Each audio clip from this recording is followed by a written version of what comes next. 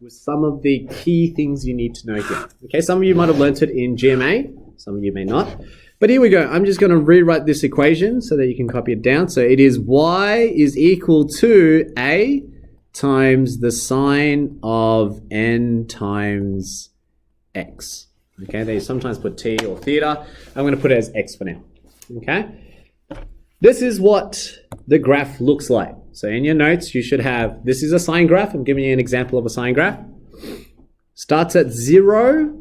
Technically, it doesn't start at 0, but I'm just showing you one cycle. So I'm going to go up, come back down, and then come back up. This is what we call a full cycle, and we'll label 0, pi, 2 pi. So this is your typical cycle of a sine graph, and I'm going to label on the top 1 and the y value of -1. Okay? Part of your notes, A, has anyone heard or know what the A stands for? Hands up if you've seen it before. Amplitude. Amplitude, very good. Thanks, Dylan. But what does amplitude mean? What does amplitude mean? The height. The height. This here, as a note, on your own notes, I want you to write on the side, amplitude can never be negative.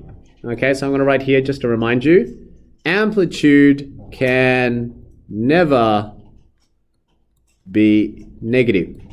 So this is another common mistake. A lot of students, when they see this question, they think whatever that number is, they'll just put it in. So if it was a 3, they put a 3, which is true. But if I put a -3, it is not -3.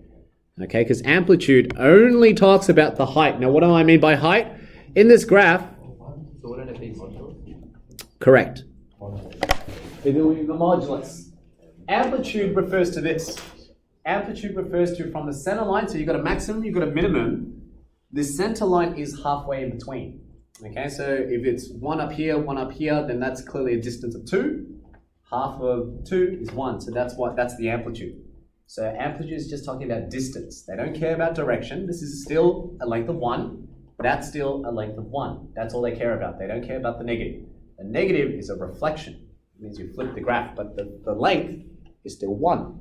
Okay, so when they ask for amplitude, they are only referring to the height, okay, or the length from the center line to the maximum or center line to the minimum. So in this case here, in this particular example, our amplitude is 1. Based on what the graph I've just drawn, this is your typical y equals to sine of x graph. Okay, meaning we don't normally write it, but there's technically a 1 at the front of sine. Okay, we just don't write the 1. So the first one is amplitude. Second thing that you need to be aware of, which is this n value. This n value, to me, and to me, I see these two things in a very different way. I use transformations to understand it. Your case, I'm just going to give you the name for it. This, we use it for what we call the period of the graph. Okay, so the period of the graph is given by this rule. They say 2 pi on n.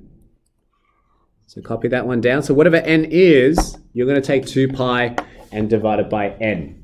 Okay, so that's the first step. So when I get you to do the questions, that's what most students will get good at. Common mistake, that they will have an amplitude that's possibly negative.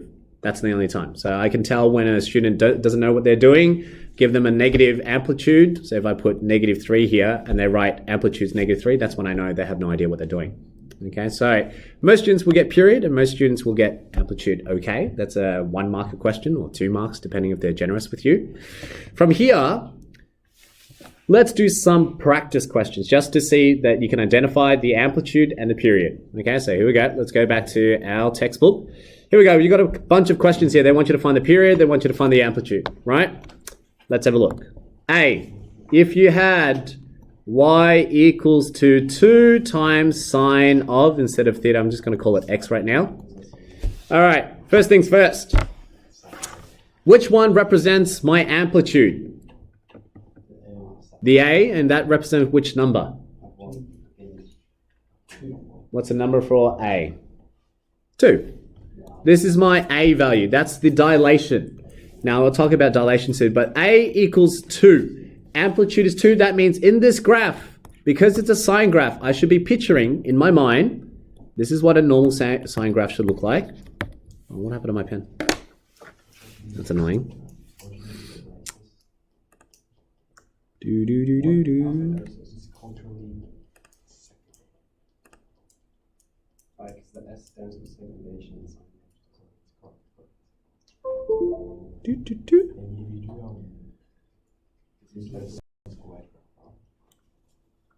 And then enable. Oh.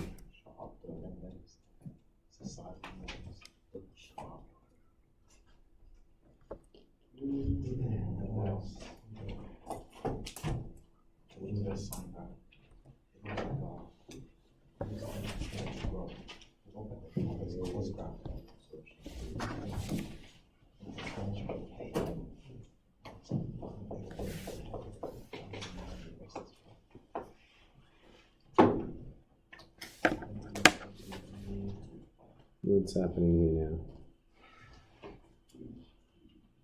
Duplicate.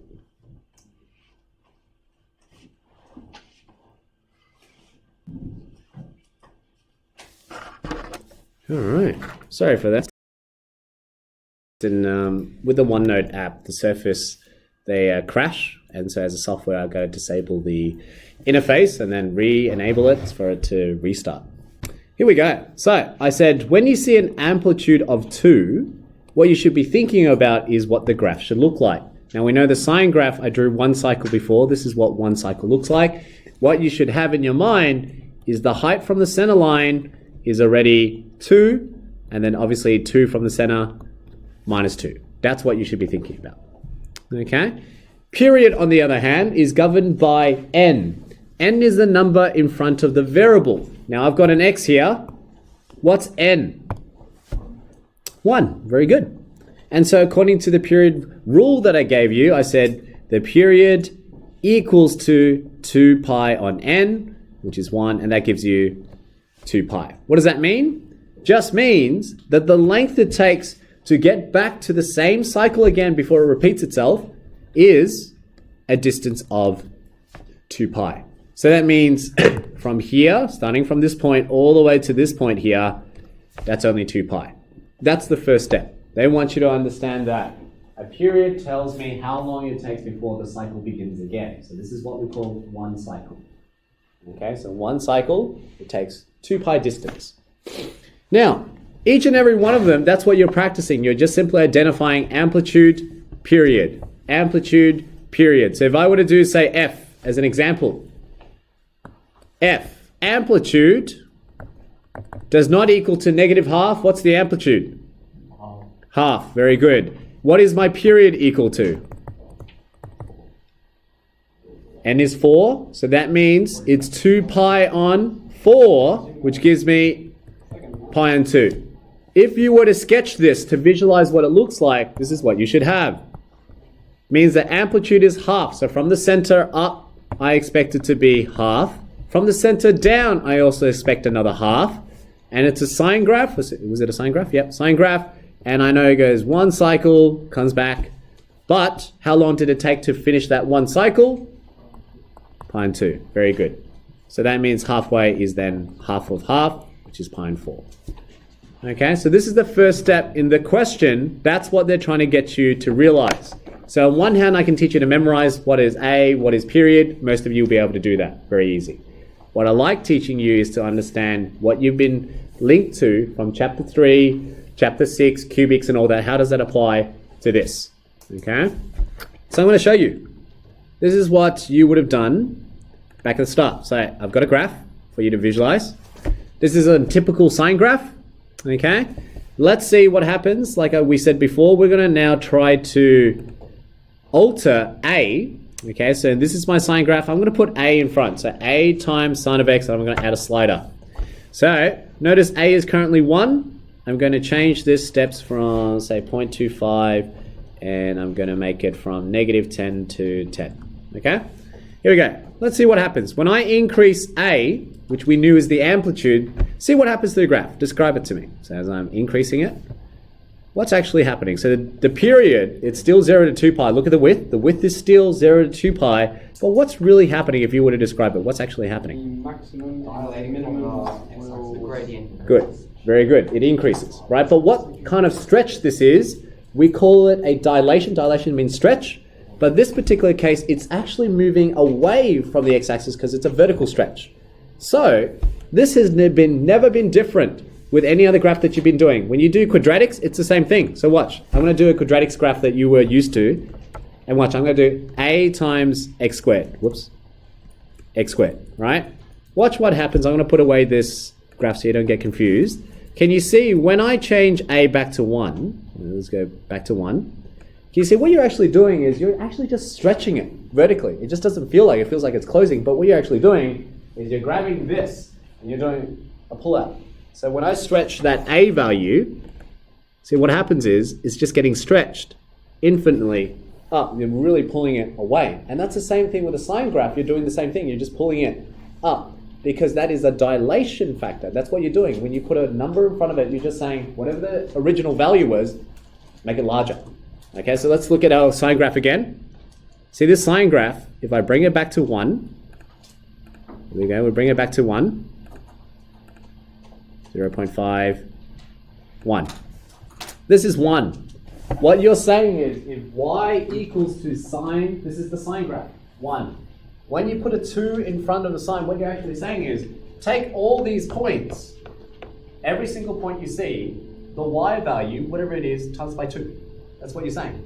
If you put a 2 in front of it, you're just saying whatever that maximum point is, times by 2. So right now, this point, this is at pi on 2, 1, the y value is 1. So when you put 2 in front of it, you're just timesing it by 2. This is why the amplitude, when you put a 2 in front of it, when I change it to a 2 now, you can see that's exactly what happened. That point becomes, instead of pi on 2, 1, it now becomes pi on 2, 2, because you're only timesing the y value. Why is this still 0? Because the y value is 0. If you times it by 2, it doesn't matter, it's still 0. Here, this is 2 pi 0. The y value is 0. That's why it doesn't get affected. The only thing that gets affected is every single y value now has been doubled. That's what the a does. Okay? That's why when you put a 2, it feels like you're just calling this height, but it's just the pattern. The pattern is that you're timesing every single y value by that a value. So if that a value determines how high it's going to be, that's why we call it the amplitude. Right? Now, period, on the other hand, is another dilation. You can stretch it vertically, but you can also stretch it horizontally. So watch, I'm going to change the domain so that you can see it a bit wider. I'm going to make this to 10 pi. Okay, so this is your normal graph. Notice how many cycles there are. Okay, so every 2 pi you make 1 cycle. That's 1 cycle, 2 cycles, 3 cycles, 4 cycles, 5 cycles. Because it's every 2 pi you make 1 cycle. That's the period. That's what a period is. So there are 5 cycles from 0 to 10 pi. Technically, you should go on infinitely, right? You're only learning 1 cycle at the moment.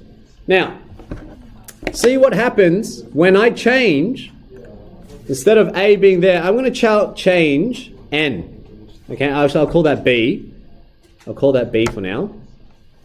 Now b, let's make it again 0.25, and I'm going to call this from -10 to 10. So this is a dilation. But I want you to see the difference between this dilation. This b dilation is to do with the x value. Whatever you do in the x, I'm now stretching it horizontally because every x value, I'm now doubling it, or I'm tripling it, or I'm halving it. Whilst before, the a value was changing the overall function. Now I'm not changing the overall function now, all I'm changing is just the x value. If x was 1, times it to b. If x was 2, times it to b. So whatever b is, it's affecting the x-axis. That's why it's a horizontal stretch. Okay? So a horizontal stretch, you should expect that the height stays the same, but what changes is the width.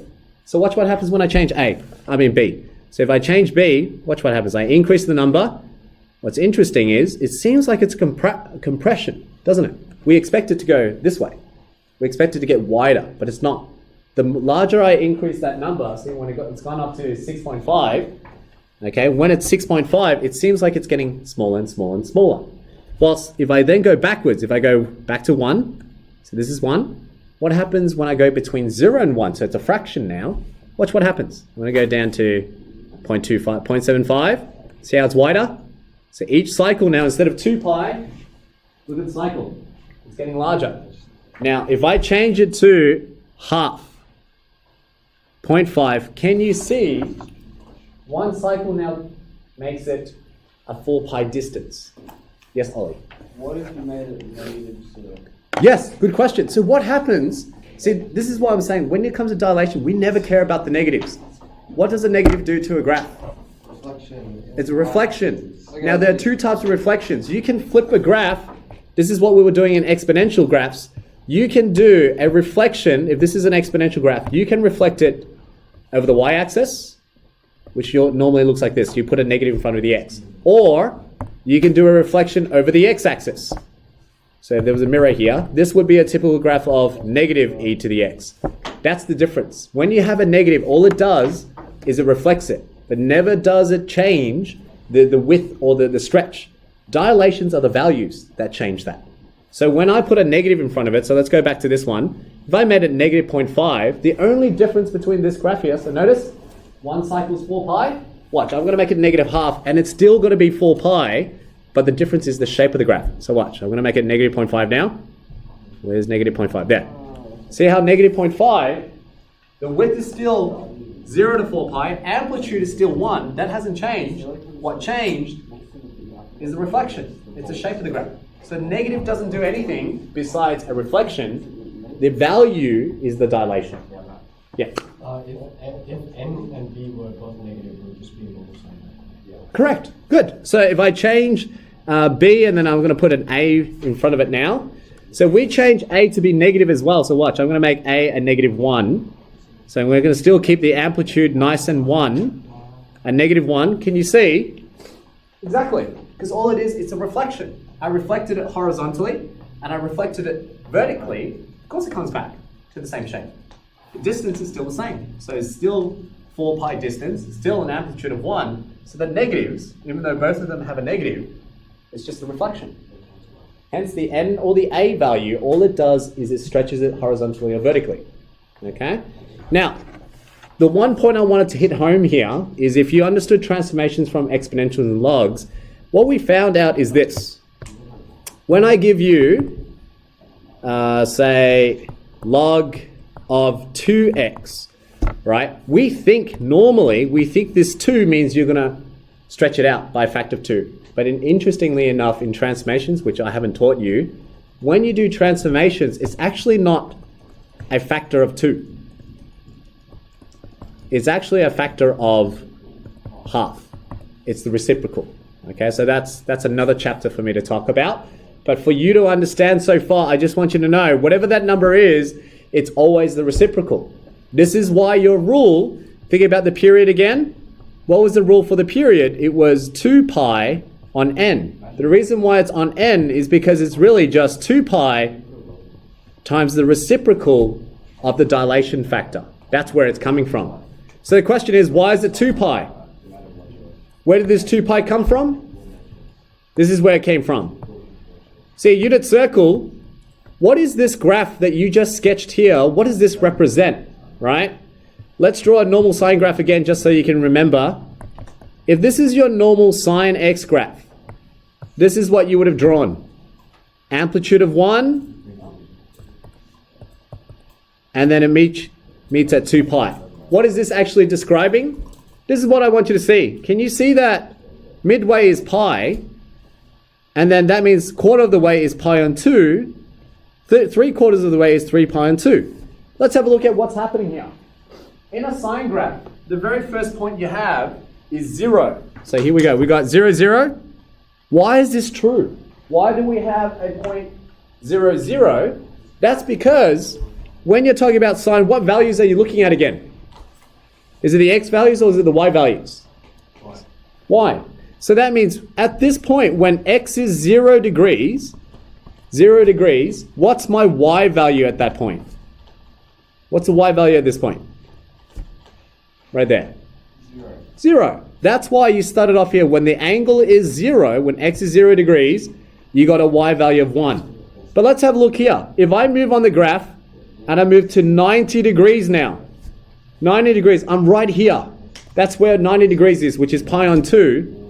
What is my y value at this point? What's the y value here? 1.